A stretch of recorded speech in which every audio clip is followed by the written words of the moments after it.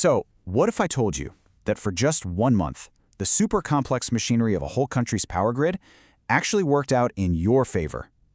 It sounds kind of crazy, right? But in September 2025, something pretty remarkable happened with Pakistan's electricity, and it led to a nice little surprise on people's bills.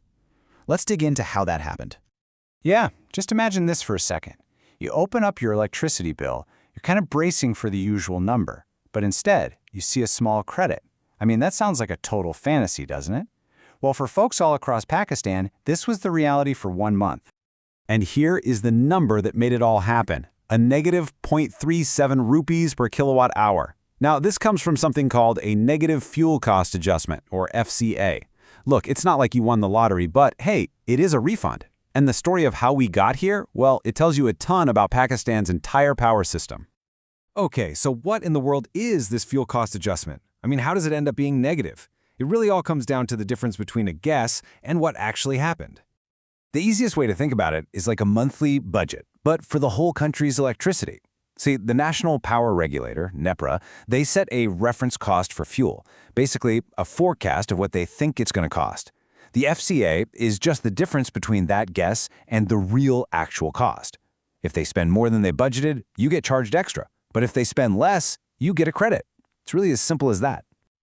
And that is exactly what went down in September. The forecast, the budget, was set at 7.66 rupees per unit, but the actual cost? It came in lower, at just 7.29 rupees. And that little gap, that's what you saw as a credit on your bill. So the big question is, why was the actual cost lower? What happened? Well, it really boiled down to two key things. First, a pretty lucky break on global oil prices. The forecast was based on oil costing about $73 a barrel, but the actual price ended up being closer to $68. And second, the country used way less of that really expensive furnace oil to generate power. Just those two factors together were enough to push the actual cost down below the forecast. All right, so that explains the savings. But what about the power itself? Where did it actually come from? Let's take a look at the September power mix. Wow, okay, look at that. Hydropower, from dams, is the absolute king here, making up a massive 38% of the total. But check this out. Right behind it, you've got nuclear power coming in strong at 18%. Then you've got a mix of natural gas, or RLNG, and coal. This is a really fascinating snapshot of the country's grid. But a single snapshot never tells the whole story. When we actually compare this to the same time last year, things get really interesting. Just look at nuclear power, up 40% year on year. That is a huge jump. And at the same time, our reliance on imported gas and imported coal actually went down. But here's where the plot really thickens. We know what actually happened now. But how does that stack up against what was supposed to happen? This is where we find the real puzzle. Okay, so this right here, this is the core challenge of managing a national power grid. The plan, right, was to lean on the cheapest sources we have, hydro and local coal. But look, both of them underperformed. They didn't hit their targets. So to plug that gap, the system had to crank up the more expensive sources. And get this, generation from imported coal was over its target by a staggering 72%. 72! So that just raises a huge question, right? If our cheaper local sources were underperforming, why did we turn so heavily to imported coal, which has historically been way more expensive? And the answer, as it so often is, comes down to pure economics. For a long time, there was this huge cost gap between our local coal and imported coal. We're talking about 4 rupees per unit. But look at what happened in September.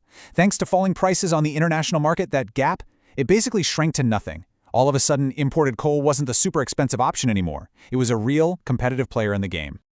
So it's pretty wild how one small credit on your electricity bill can reveal this entire complex dance of global prices and national energy choices. But the really big question now is, was this just a one-off fluke, or is it a sign of bigger things to come? This quote from the research report we're looking at, well, it puts it pretty bluntly. The very same thing that caused the shortfall in September, lower generation from hydropower, is actually expected to continue. And believe me, that has consequences. So here's what we really need to be watching. If water flows stay low, hydropower is just going to keep underperforming. And that's going to force the grid to rely more and more on those expensive thermal sources, like gas and coal. The result? Well, future bills are probably going to see a positive FCA, which means a surcharge, not a credit. And all of this is happening at the same time that overall power demand is projected to grow by almost 3% next year. So, more demand and potentially more expensive fuel. Which leaves us with this final thought. Was that small credit you saw in September just a nice but temporary bit of relief driven by a lucky drop in oil prices?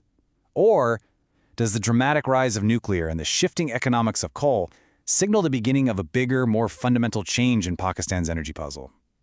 I guess only time will tell.